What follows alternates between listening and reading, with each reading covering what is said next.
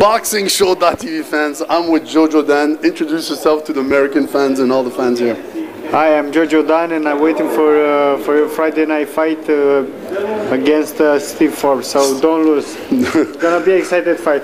Speaking of Steve Forbes, a guy who has a lot of experience, he's probably the fighter that has the most tricks in his sleeves. How are you gonna be able to contain with that? Yeah, he's until now he's the most experienced opponent. I'm looking forward to make a great fight, and tomorrow night I will be in charge. Okay, you watched him fight. Did you study some of his past fights? Because he's had so many. Which fight did you watch specifically from Steve Forbes? I watch him De La Hoya. I watch him with Berto, and I watch also the fight, the one who.